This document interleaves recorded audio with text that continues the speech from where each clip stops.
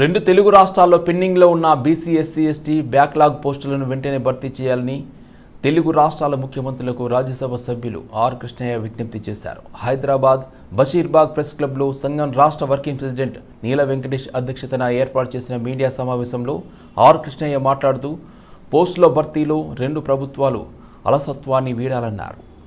అదేవిధంగా ఖాళీగా ఉన్న ఉద్యోగాలన్నింటినీ భర్తీ చేసేందుకు ప్రత్యేక శ్రద్ధ వహించాలన్నారు. దీనికోసం ప్రభుత్వ శాఖల వారీగా ఖాళీగా ఉన్న ఉద్యోగాల సంఖ్య, సమగ్ర వివరాలను ముఖ్యమంత్రులు బహిర్గతం చేయాలని డిమాండ్ చేశారు. ఆంధ్రప్రదేశ్ రాష్ట్రంలో 1998 డిఎస్సిలో మిగిలిపోయిన అభ్యర్థులకు ఎన్టీఎస్ పద్ధతిలో రూల్ ఆఫ్ రిజర్వేషన్ అమలు జరిగే విధంగా 1482 మంది రిజర్వేషన్ కేటగిరీ అభ్యర్థులకు న్యాయం చేయాలన్నారు. గ్రూప్ 1 సర్వీసెస్ కింద గత 10 ఏళ్లుగా పోస్టులు భర్తీ చేయలేదన్నారు.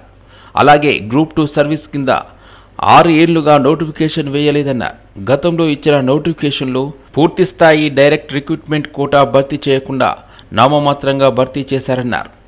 1998 బ్యాచ్లో వాళ్ళకి ఇస్తే వాళ్ళ సర్వీస్ కూడా ఎక్కువ లేదు, 3 ఏళ్ళు 4 ఏళ్ళే ఉంటారు. కాబట్టి మిమ్మల్ని ఆరాధిస్తారు, గౌరవిస్తారు, మీపై ఆశలు ఎన్నో పెట్టుకున్నారు. లోకేష్ బాబు రాజకీయ నాయకుడు గారు, మంచి సమర్థుడు,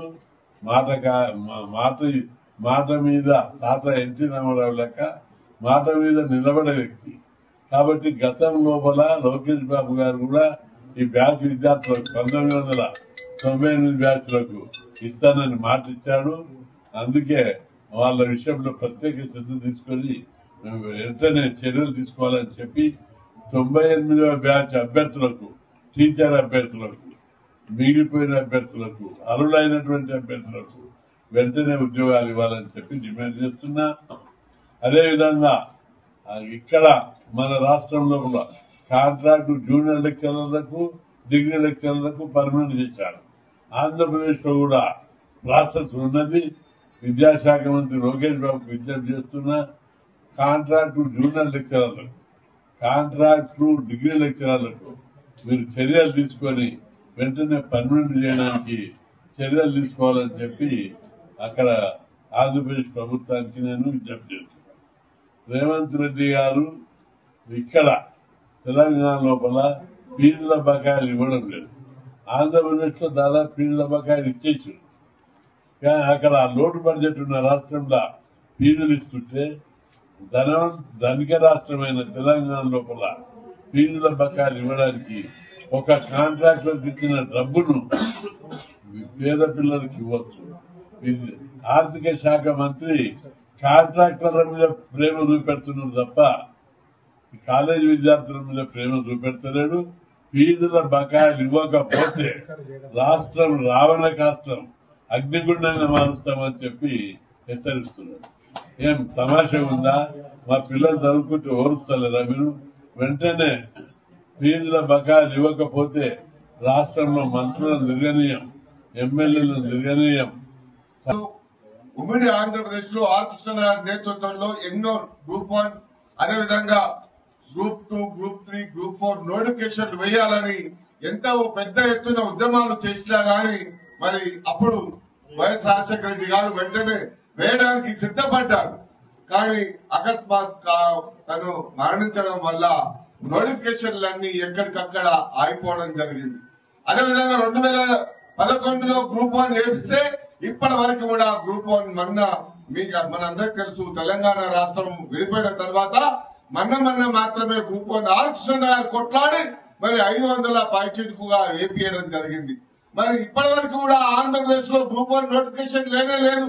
మరి గత ప్రభుత్వంలో అదేవిధంగా ఇప్పుడు కూడా ఎందుకంటే సమర్థుడు యువ నాయకుడు మరి నారా లోకేష్ గారి నాయకత్వంలో తప్పకుండా నోటిఫికేషన్లు భర్తీ చేశాడని నిరుద్యోగులు ఎంతో ఆశతో ఉన్నారు. అదేవిధంగా 98 లో ఏదైతే డిఎస్సి నోటిఫికేషన్ ఉందో దాంట్లో కొంతమందికి మాత్రమే అది కూడా ఎస్సీ ఎస్టీ యొక్క రిజర్వేషన్లను రోస్టర్ పాటించకుండా కొంతమందికి మాత్రమే ఓసీలకు ఇచ్చారు. కానీ బీసీలకు బీసీ ఎస్సీలు ఎంత నష్టపోయారో ఒక్కసారి గత రాష్ట్ర ప్రభుత్వాలు వాళ్ళు కూడా ఆలోచన చేయాలి. అదేవిధంగా ఇప్పుడు కూడా నారా లోకేష్ గారి దృష్టికి తీసుకురావడానికి ప్రధాన ఉద్దేశం అప్పట్లో నష్టపోయినటువంటి వాళ్ళ బ్యాచ్ కూడా ఇప్పుడు న్యాయం చేయాల్సిన బాధ్యత మరి ఈ ప్రభుత్వం మీద ఉంది. అదేవిధంగా గ్రూప్ 3, గ్రూప్ 4 అదేవిధంగా డిఎస్సి నోటిఫికేషన్లు కూడా మరి వైఎస్ రాజశేఖర రెడ్డి మన జగన్మోహన్ రెడ్డి గారు కొన్ని మాత్రమే వేశారు. కానీ ఇప్పుడు చాలా ప్రభుత్వ పాఠశాలలో టీచర్లు లేక విలవిలమవుతున్నాయి. అదేవిధంగా గెస్ట్ గా ప్రమోట్ చేస్తున్నారు, అవుట్ సోర్సింగ్ గా ప్రమోట్ చేస్తున్నారు తప్ప పూర్తి నోటిఫికేషన్లు భర్తీ చేయలేకపోతున్నారు. అందుకని ఆర్ కృష్ణ గారి నేతృత్వంలో మొన్న కలిసినప్పుడు తప్పకుండా నోటిఫికేషన్లు వేస్తామన్నా అని చెప్పి ఆమె ఇచ్చారు. ఆమె ఇచ్చిన ప్రకారంగా group 2, group 1, group 2, group 3, group 4 అదేవిధంగా డిఎస్సి అదేవిధంగా ఎస్ఐ కానిస్టేబుల్ పోస్టులు కూడా ఆంధ్రప్రదేశ్ లో ఫుల్ఫిల్ చేయాలని చెప్పేసి ఈ సభా వేదిక నుంచి నేను గుర్తు చేస్తూ హైదరాబాద్ హయత్ నగర్ పోలీస్ స్టేషన్ పరిధిలో చోటు చేసుకున్న ఓ వివాదాస్పద భూమి వ్యవహారం తీవ్ర కలకలం రేపింది. హైడ్రా కమిషనర్ రంగనాథ్ స్వయంగా రంగంలోకి దిగి హయత్ నగర్ ఇన్స్పెక్టర్ తీరుపై తీవ్ర ఆగ్రహం వ్యక్తం చేశారు. కోహెడా సర్వే నెంబర్ 951, 952 పరిధిలోని వివాదాస్పద భూమిని కమిషనర్ రంగనాథ్ పరిశీలించారు. ఈ సందర్భంగా అక్కడ మారునాయుధాలు ఉండటాన్ని చూసి ఆయన షాక్ అయ్యారు. కొంతకాలంగా ఈ స్థలం కొనుగోలుదారులకు ఫామ్ హౌస్ యజమానికి మధ్య వివాదం నడుస్తుంది. ప్లాట్ యజమానులపై మారునాయుధాలతో దాడి జరిగినా పోలీసులు హత్యాయత్నం కేసు నమోదు చేయకపోవడంపై కమిషనర్ రంగనాథ్ తీవ్ర ఆగ్రహం వ్యక్తం చేశారు. మీరు కొనుగోలు చేసిన స్థలాన్ని ఎవరైనా కబ్జా చేస్తే ఆ బాధ ఎలా ఉంటుందో మీకు తెలుస్తుంది అంటూ సిఐని ప్రశ్నించారు. ఈ సందర్భంగా బాధితులకు భరోసా కల్పిస్తూ ఇక్కడ జరుగుతున్న పరిణామాల దృష్ట్యానే హైడ్రా పోలీస్ స్టేషన్ ఏర్పాటు చేయాల్సి వచ్చిందని రంగనాథ్ తెలిపారు. మొత్తం వెళ్ళిపోయే వాళ్ళం యాక్చువల్గా అందులో ప్లేస్ లేకపోవడం వల్ల ఏమైంది, సార్ పిలిచింది వెంకటేశ్వర సార్ జల్దీ రాంటు మీరు అనగానే అందరం కారెక్కి వెళ్ళిపోయినాం. వెళ్ళిపోయి ఆడ పోయి కూర్చొని ఇట్లా మాట్లాడుతున్నాను. 5-6 మందికి కత్తులతో కొట్టిరంటే అశోక్ వెంకటేశ్వర సార్ వచ్చింది. వాళ్ళు బాలరెడ్డి కొడుకు, బాలరెడ్డి అల్లుడు, నీలం, నవీన్ 4 మెంబర్స్.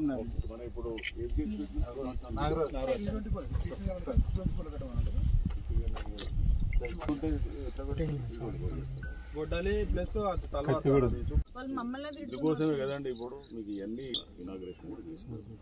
సో దానికి చిన్న అది లాస్ట్ లో జీవో సవరణ అది చేస్తాం. 3-4 రోజులు అయిపోతుంది.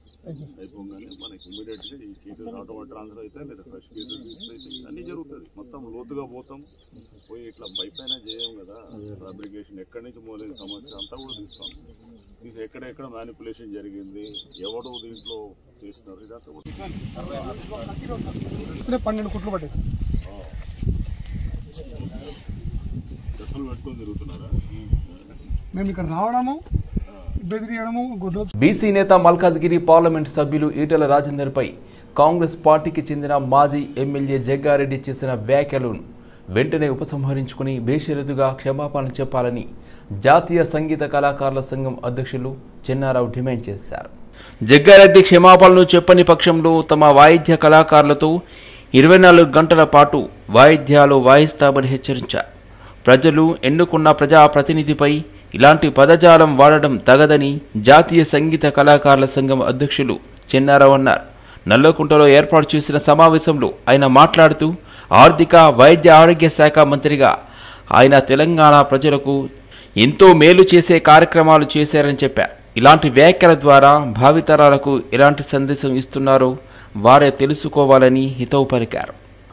జగ్గారెడ్డి చేసినటువంటి అనుచిత వ్యాఖ్యలు ఏవైతే ఉన్నాయో పార్లమెంటు సభ్యులు గౌరవనీయులు ఈటెల రాజేంద్ర గారి మీద చేసినటువంటి ఆ అనుచిత వ్యాఖ్యలని వెంటనే వెనక్కి తీసుకోవాలని చెప్పేసి జాతీయ వాయిద్య కళాకారుల సంఘం డిమాండ్ చేస్తుంది. ఆయన ప్రజానాయకుడు, జననేత, ఆనాడు కర్పూర్ ఠాగూర్ బీహార్ మాజీ ముఖ్యమంత్రి వర్యులకి ఏ విధంగా ఆదరణ బీహార్ రాష్ట్రంలో ఉందో తెలంగాణ రాష్ట్రంలో అటువంటి ఆదరణ ఉన్న వ్యక్తి జననేత మన ఈటెల రాజేంద్ర గారు. అటువంటి వ్యక్తిని పట్టుకొని అయినటువంటి పదాలు వాడుతుంది. ఆయన ఎవరి కోసం మాట్లాడాడు? ఒక పబ్లిక్ జనం ఎక్కడైతే తెలంగాణ ప్రజలు ఏ విధంగా ఇబ్బందులకు గురవుతారో ఆ ఇబ్బందులకు గురైనటువంటి వాళ్ళ సమస్యల మీద వాళ్ళ యొక్క ఆర్తనాదాలు, వాళ్ళ ఇబ్బందులే ఆయన కంఠంలోకి, గుండెల్లో నుంచి కంఠంలోకి వచ్చి మాట్లాడే విధంగా మాట్లాడాడు తప్పనిచ్చి, ఆ బాధలను చెప్పాడు తప్పనిచ్చి మీకు ఏ విధంగా కూడా ఆయన యొక్క 30 సంవత్సరాల రాజకీయ చరిత్రలో తీసుకుంటే ఉద్యమకారుడి నుంచి ఇంతవరకు ఎవరిని కూడా ఏ ఒక్క మాట కూడా వ్యక్తిగతంగా అన్న వ్యక్తి కాదు. అటువంటి వ్యక్తిని పట్టుకొని అంటావు. ఆయన ఎంత ఆర్థిక వ్యవస్థలో ఆర్థిక శాఖ మినిస్టర్గా, ఆరోగ్య శాఖలో ఆరోగ్య శాఖ మినిస్టర్గా మీకు ఎటువంటి మన్ననలు పొందాడు, ఎటువంటి త్రికరణ శుద్ధిగా అంకిత భావం చేసిన వ్యక్తి మీకు తెలియదా? ఇదే జగ్గారెడ్డి సీఎం కాకముందు రేవంత్ రెడ్డి గారిని ఎటువంటి మాటలు మాట్లాడారు ప్రజలందరికీ తెలీదా? తెలంగాణ ప్రజలందరూ చూస్తలేరా? కాబట్టి ఇటువంటి వ్యాఖ్యలు చేయొద్దు జగ్గారెడ్డి గారు. మీరు ఈ వ్యాఖ్యను వెనువెంటనే పబ్లిక్ గా మీరు ఈటల రాజేందర్ గారికి క్షమాపణ చెప్పాలి, లేకపోతే మా వాయిద్యాలతోటి నిరసన తెలుపుతామని చెప్పేసి జగ్గారెడ్డి గారికి హెచ్చరించడం జరుగుతుంది. తెలంగాణ రాష్ట్ర కుర్మ సంఘానికి ఏనాడు అభివృద్ధికి పాటుపడినటువంటి వ్యక్తులు వ్యతిరేకంగా మాట్లాడి సంఘం పైన బురద జల్లే ప్రయత్నం చేస్తే ఇక నుంచి సహించేది లేదని, త్వరలో ఏర్పాటు చేసే లీగల్ సెల్ ద్వారా చట్టపరమైన చర్యలు తీసుకుంటామని కుర్మ సంఘం మీడియా కమిటీ చైర్మన్ చీర శ్రీకాంత్ కుర్మ, కొలుపుల నరసింహ, ఎక్కాల కన్నా, అదేవిధంగా కట్ట మల్లేశంలు హెచ్చరించారు. ఈ మేరకు ముస్లిం జంగ్పూల్ వంతెన వద్ద గల తెలంగాణ రాష్ట్ర కుర్మ సంఘం భవనంలో ఏర్పాటు చేసిన విలేకరుల సమావేశంలో కొలుపుల నరసింహ, కొండాలరాజు, ఎక్కాల కన్నా, అదేవిధంగా కట్ట మల్లేశం, తూముకుంట అరుణ్ కుమార్, రాష్ట్ర మహిళా అధ్యక్షురాలు తమకొండ బాలమణిలతో కలిసి వారు మాట్లాడుతూ కోసికే శ్రీనివాస్ సోషల్ మీడియాలో రౌండ్ టేబుల్ సమావేశమని, ఇది అందరికీ ఆహ్వానమని, సంఘం కుల పెద్దను టార్గెట్ చేసి లేనిపోని అసత్య ఆరోపణలతో రౌండ్ టేబుల్ సమావేశాన్ని నిర్వహించాడని వారు ఎద్దేవా చేశారు. సిగ్గు ఎల్లెక్కు లేని ఎగ్గ మల్లేశం అంట. సిగ్గు ఎక్కు ఎవరికి లేదు, అన్నోనికి లేదు. కాబట్టి మళ్ళీ మేమేమన్నా అంటే మాకు ఫిజికల్లీ హ్యాండిక్యాప్ని నేను నా మీదకి వచ్చిండ్రు, నాకు భయపెట్టించారు అనే ఒక ప్రక్రియ వద్దు. మీరు చదువుకున్నోళ్ళు, విద్యావంతులు, సొసైటీలో తిరిగేవాళ్ళు కాబట్టి మీరు ఎవరినైనా ఏదైనా మాటలు అనముందు మీరు ఆలోచించండి. ఇవాళ మీరు ఒకరిని అన్నారు, రేపు మీకు 10 మంది అనేవాళ్ళు ముందుకొస్తారు. కాబట్టి ఇది మేము అంటున్నది అంటే ఇది నేను మామూలుగా చెప్తున్నాను, ఇది దృష్టిలో పెట్టుకొని మాట్లాడాలి. ఇప్పుడు ఒకటి చెప్తున్నాను, ఇప్పుడు సంఘం కూడా అన్ని రకాలుగా ఇప్పటి వరకు చాలా శాంతంగా పనిచేసింది. ఇక మీదట సంఘంలో కూడా ఒక కమిటీ ఏర్పాటు చేస్తాము అతి త్వరలో. లీగల్ కమిటీ ఎవరు అయినా ఎవరి సంఘం పెద్దల మీద కానీ సంఘం మీద కానీ బురద చల్లినటువంటి మాటలు కానీ రాతలు కానీ రాసినట్టయితే వాళ్ళ మీద మేము లీగల్గా చట్టపరమైన మేము యాక్షన్ తీసుకుంటామని ఈ పత్రికా ముఖంగా మా కమిటీ మెంబర్స్ తరఫున మా సంఘం తరఫున మేము తెలియజేస్తున్నాం. ఎందుకంటే మీరు ఏం చేస్తున్నారనేది ముందు ఆలోచించండి. మీరు ఒకరికి ఏది చూపించే ముందు మీదికు 3-4 ఏళ్ళు మీకు చూపిస్తాయనేది మర్చిపోకండి. ఎందుకనంటే ఇప్పుడు మనం అంటున్నాము ఏదో మాకు దీంట్లో ఒక పెద్దరికం వస్తుందని మాట్లాడుతాం, అది చాలా తప్పు. కాబట్టి ఇక మీదట లీగల్ యాక్షన్ ఉంటుంది. కాబట్టి తస్మాత్ జాగ్రత్త. మెంబర్షిప్ డ్రైవ్ గురించి అడిగారు. మెంబర్షిప్ డ్రైవ్ ఏదైనా కానీ జిల్లాలలో ఎన్నికలు జరిగాయి గత 5 సంవత్సరాల కింద. ఆ రోజు జిల్లా అధ్యక్షులకి జనరల్ సెక్రటరీకి ఇవ్వడం జరిగింది. మీరు మెంబర్షిప్ కాండి, మీరు ఎలక్షన్లో ప్యానెల్గా ఏర్పాటు చేయాలనుకుంటే చేయండి అని చెప్పడం జరిగింది. దాని తర్వాత ఈ ప్యానెల్ మీటింగ్ పెట్టుకున్నాము. ప్యానెల్ మీటింగ్కి కుర్మ సంఘం నాయకులు వచ్చేసి దౌర్జన్యం చేసిన అన్నారు. ఆ దౌర్జన్యం చేయాల్సిన దౌర్భాగ్య స్థితిలో కుర్మ సంఘం లేదు. ఈరోజు మీకు సమాధానం చెప్పడానికి, మీరు లేవనెత్తిన 5-6 ప్రశ్నలకి సమాధానం చెప్పడానికి మేము వచ్చాం ఒక మర్యాదస్తులుగా. కాకపోతే అక్కడికి వచ్చిన కొంతమంది వ్యక్తులు మమ్మల్ని రెచ్చగొట్టాలని చెప్పేసి మా అధ్యక్షుడిని, సంఘంలో పనిచేస్తున్న వాళ్ళని దుర్భాషలాడుతూ చెంచాగాన్లు అని, అదేవిధంగా తొత్తులు అని చెప్పడం రాంగ్గా అనిపించేసి ఇక్కడ ఎవరు తొత్తులు కాదు, మీరు రాబోయే ఎన్నికల్లో పాల్గొనండి, మీరు మెంబర్షిప్ చేయండి, మీరు వచ్చే ఎలక్షన్లో పాల్గొనమని చెప్పడం జరిగింది. కానీ ఎక్కడ కొట్లాడాలనో ఎవరినైనా కొట్టాలనో దుర్భాషలతో రాలేదు. అక్కడ మేము 1 o'clock అని చెప్పేసి అక్కడ 3 గంటల వరకు ఆడ సమాధానం చెప్పడానికి మేము అందరం కూడా రెడీ ఉన్నా 2 గంటలు వెయిట్ చేయించినా కానీ ఆ సమాధానం జిల్లాలకి వచ్చిన వారికి అందరికి కూడా అనుకూలంగా వాళ్ళు అడిగిన ప్రశ్నలకి మేము మాట్లాడకనే ముందు 15 మంది మాట్లాడితే అన్ని ఇని వాళ్ళ సమస్యలకు సంబంధించిన ప్రతి విషయాన్ని కూలంకషంగా తెలియడం జరిగింది. ఇక అక్కడ వచ్చేసి కుటుంబ సంఘం నాయకులు వచ్చేసి దౌర్జన్యం చేసిరని చెప్పడం అది వాళ్ళకి సిగ్గుచేటు. సిసిఎస్ పోలీసుల ఎదుట హాజరయ్యారు శ్రవణ్ రావు. ఫోన్ ట్యాపింగ్ కేసులో నిందితుడైన శ్రవణ్ రావుపై మరో కేసు నమోదైంది. సిసిఎస్లో నమోదైన కేసులో శ్రవణ్ రావు హాజరయ్యారు. శ్రవణ్ రావుకి నోటీసులు ఇచ్చి పిలిచి విచారిస్తున్నారు పోలీసులు. ఒక కంపెనీకి సరుకు సరఫరా చేయకపోయినా డబ్బులు తీసుకున్న శ్రవణ్ రావు అఖండ ఎంటర్ప్రైజెస్కి 6 కోట్ల రూపాయల వరకు మోసం చేశారని శ్రవణ్ రావుపై సిసిఎస్లో ఫిర్యాదు చేశారు.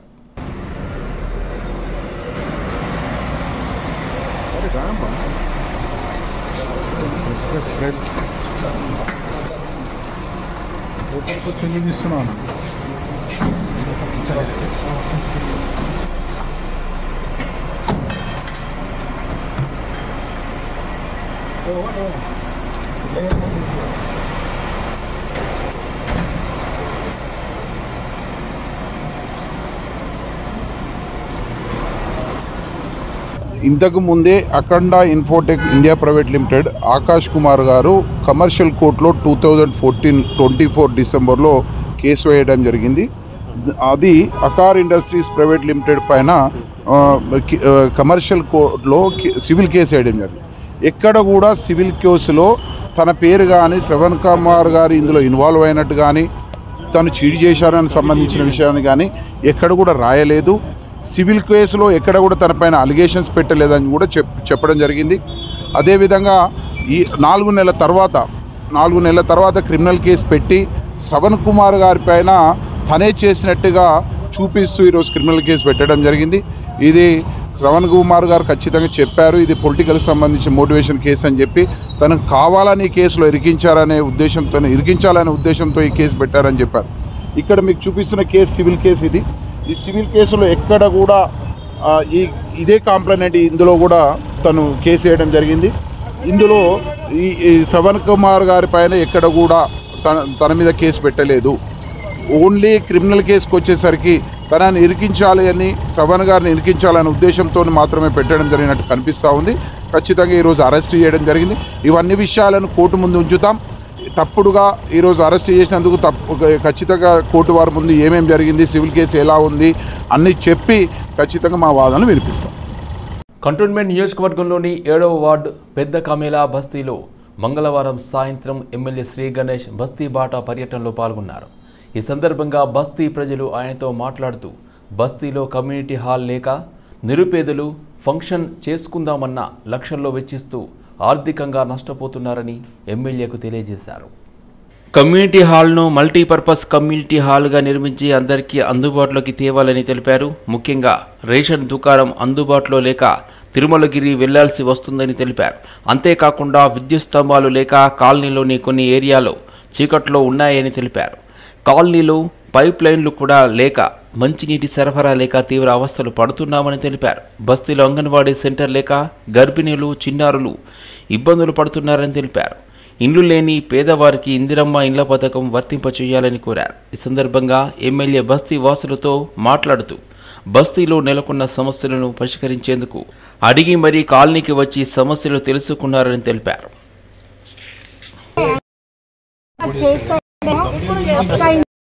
రాజీవ్ గాంధీ వీళ్ళందరూ ఉండే కదా, అట్లా అదే కాలం ఉండేమో అని నేను గెలిపించిన. ఈయన కూడా అందరినీ మా తిండి మీద కూడా కొట్టేసింది, అన్ని రేట్లు పెంచింది.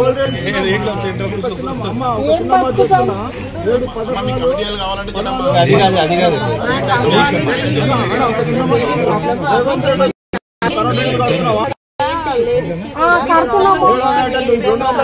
డాక్టర్లు కూడా వస్తారు, మంచి పనులు కూడా అవుతాయి. ఇప్పుడు మీ అందరి ఆశీర్వాదంతో కాంగ్రెస్ శ్రీ గణేష్ వచ్చింది కాబట్టి మీకు పని చేస్తా. మీది ఒకసారి చూసి కొలిచి ఎంతవరకు పాసిబిలిటీ ఉంది దీని కమ్యూనిటీ హాల్ కట్టడానికి ఇది చూసి దాని తర్వాత ఇప్పుడు మీరు ఎవరెవరైతే ఇల్లు ఇప్పుడు ఇల్లులు ఉన్న వాళ్ళు 500 రూపాయలు గవర్నమెంట్ ఇస్తుంది రేకులు ఇల్లు. అడుక్కున్న వాళ్ళు ఏమైనా ఉన్నారా లేకుంటే మా నాయకులకు చెప్పి ఆ మేడం చెప్తే తీసుకొచ్చి నాకు ఇస్తారు, ఇచ్చి అది ఇప్పిస్తాం. మీకు ఒక నిమిషం మీకు ఇల్లు వచ్చే బాధ్యత నాది, సరేనామా? ఇల్లు ఇప్పించే బాధ్యత తీసుకుంటారు. రేకులు ఇల్లు ఉంటే కట్టిస్తాడు, రెవెన్యూ వాళ్ళతో మాట్లాడి మీకు 5 లక్షలు ఇప్పిస్తారు చూస్తాను. తర్వాత మీరు ఎక్కడ ఇప్పుడు డ్రైనేజ్ తీసి ఉందని చెప్పి ఎక్కడ ప్రాబ్లం అది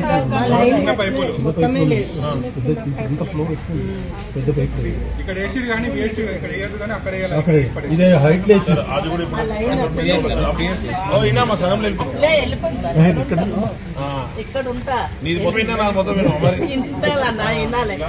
మాజీ పీసీసీ అధ్యక్షులు వి హనుమంతరావు చొరవతో హైడ్రా ఆధ్వర్యంలో అంబర్పేట్ నియోజకవర్గంలోని బతుకమ్మ కుంట పునర్నిర్మాణ పనులు జరుగుతున్నందుకు స్థానిక మహిళలు హర్షం వ్యక్తం చేశారు.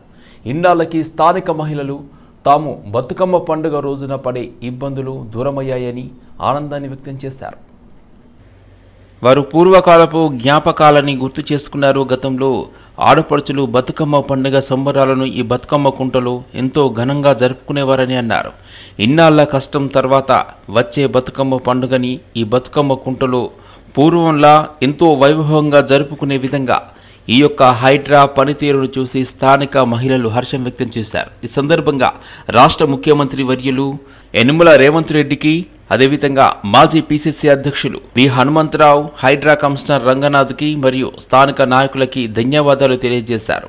గత బీఆర్ఎస్ ప్రభుత్వ పాలనలో కల్వకుంట్ల కవిత విదేశాల్లో బతుకమ్మను ఆడారు. కానీ మన రాష్ట్రంలో ఉన్న ఈ బతుకమ్మ కుంటను గురించి ఒక్కసారి కూడా పట్టించుకోలేదన్నారు. బతుకమ్మ కుంట ఏరియాని ఇంత స్వచ్ఛంగా తయారు చేసినందుకు మా యొక్క బస్తీ వాసులందరూ నెక్స్ట్ టైం బతుకమ్మ ఇక్కడ ఆడాలని మనస్ఫూర్తిగా కోరుకుంటున్నాము. అలాగే మాకు ఈ ప్లేస్లో కమ్యూనిటీ హాల్ ప్రొవైడ్ చేస్తే బాగుంటుంది. అందరూ వాళ్ళ ఇళ్లలో ఫంక్షన్స్, కొంచెం పిల్లలు కూడా అందరూ ఇబ్బంది పడుతున్నారు. ఆ దోమల్లో కొంచెం ప్రాబ్లమ్స్ చాలా వరకు ఫేస్ అవుతున్నారు. సో ఇక్కడ నెక్స్ట్ మాకు ఆ యొక్క కమ్యూనిటీ హాల్ ప్రొవైడ్ చేస్తే బాగుంటుంది. హైడ్రాని తీపించినందుకు రేవంత్ రెడ్డి అన్నకి థ్యాంక్ యూ. ఎందుకంటే ఇది 40-50 సంవత్సరాల కింద ఉన్న బతుకమ్మ కుంట 16 ఎకరాలను కబ్జా పెట్టుకుంటూ వస్తూ ఈరోజు 4.5 ఎకరాలకు వచ్చింది. కాబట్టి ఈరోజు మన మాజీ రాజ్యసభ సభ్యులు హనుమంతరావు గారికి కృతజ్ఞతలు చెప్తూ, ఆయన ఎంతో కష్టపడి ఈ లెవెల్కు తెచ్చిండు. ఎందుకంటే హనుమంత్ అన్న వల్లనే ఇది జరుగుతుంది. అలాగే హైడ్రాకు చెప్పి రంగనాథ్ గారికి నా యొక్క ధన్యవాదాలు. బతుకమ్మ కుంట మేము చిన్నప్పటి నుంచి చూసిన ఏరియానే, కానీ మొత్తం కబ్జా చేసేసిండ్రు.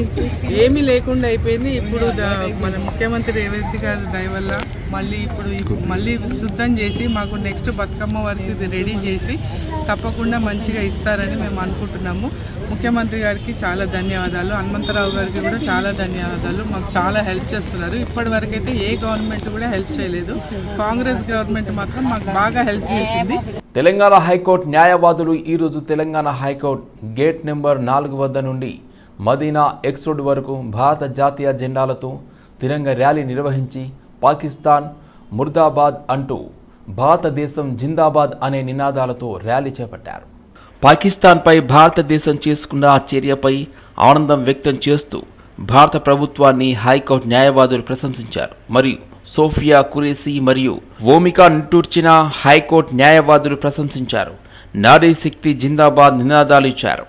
పహల్గాంలో జరిగినటువంటి హింసాత్మకమైన ఘటనలు మొత్తం భారతదేశాన్ని కుదించి వేసినాయి. దానికి వ్యతిరేకంగా నరేంద్ర మోడీ గారు ఆపరేషన్ సింధు, మా సిస్టర్ల యొక్క మా బాయన యొక్క సింధూరాన్ని తీసుకొని పోయినారు. అటువంటి ఉగ్రవాదులకు తగిన చర్య తీసుకోవాలని చెప్పి భారతదేశం మొత్తం కోరుకుంది. ఆ విధంగానే నరేంద్ర మోడీ గారు ఈరోజు ఆ పాకిస్తాన్ పైన ఏదైతే టెర్రరిస్టులు స్థావరాలైన అన్ని మొత్తం కూడా ధ్వంసం చేసి పెట్టినారు.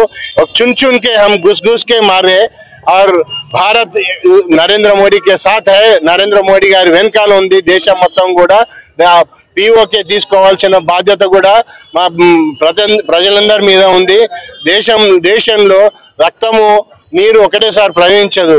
అట్లాగే టెర్రరిజం మేము వ్యతిరేకము. యుద్ధం మేము కోరుకోవట్లేదు, కానీ టెర్రరిస్టులు అయితే మట్టు పెట్టాల్సిన బాధ్యత భారత ప్రభుత్వంపై ఉంది. అదంతా కూడా నరేంద్ర మోడీ గారి నాయకత్వంలో చేస్తారు. ఆ యుద్ధం ఇంకా ఆగిపోలేదు, యుద్ధం నడుస్తూనే ఉంది. దళాలకు మద్దతుగా మేమందరం కలిసి చేస్తున్న ర్యాలీ ఇది ఒక రకంగా విజయ ర్యాలీ అని అంటున్నాము. పహల్గామ్ లో జరిగిన సంఘటనకు బదిలా తీసుకోవడానికి మోడీ గారు తీసుకున్న ఆపరేషన్ సింధూర్ అనేది మంచి పేరుతో తీసుకొని అది సక్సెస్ చేశారు. కాబట్టి ఈ రోజు అందరూ మేమంతా విజయ యాత్ర జరుపుకుంటున్నామని తెలియజేస్తున్నాము. 22nd రోజు ఈ అటాక్ జరిగిందండి పాల్గొమిలో. అందరూ పిల్లలు దే వెంట్ ఫర్ టూరిజం. అప్పుడు ఇమీడియట్ గా ఈ అటాక్ వాళ్ళు ఏం చేశారు, టెర్రరిస్ట్ ఓన్లీ మెన్ ని టార్గెట్ చేశారు, ఉమెన్స్ ని చిల్డ్రన్స్ ని వదిలేసి. అప్పుడు వాళ్ళు అందరు was shock, why this terrorist have left off the childrens and women. Then they have said that you all have to go, మీరు వెళ్ళి మోడీకి కంప్లైంట్ చేయాలి అని మిమ్మల్ని వదిలేసారు, మీరు ఎలా ఇదవుతారు అని. అప్పుడు immediately on 22nd operation Modi conducted the operation Sindoor and immediately on the night almost 7 missiles terrorists were shot dead and even the aircraft air force people anta వాళ్ళకి చాలా. గచ్చిబౌలి గోపనపల్లిలో గంజాయి సరఫరా చేస్తున్న ఒరిస్సాకు చెందిన బిలాల్ రాహుల్ హక్లను పక్కా సమాచారంతో నిందితులను ఇద్దరిని అదుపులోకి తీసుకున్నారు శంషాబాద్ డిటిఎఫ్ పోలీసులు. నిందితుల వద్ద నుండి 3 కేజీల గంజాయిని స్వాధీనం చేసుకున్నారు. గచ్చిబౌలి గోపనపల్లిలో గంజాయి సరఫరా చేస్తున్న ఒరిస్సాకు చెందిన బిలాల్ రాహుల్ హక్లను పక్కా సమాచారంతో నిందితులను ఇద్దరిని అదుపులోకి తీసుకున్నారు శంషాబాద్ డిటిఎఫ్ పోలీసులు. నిందితుల వద్ద నుండి 3 కేజీల గంజాయిని స్వాధీనం చేసుకున్నారు.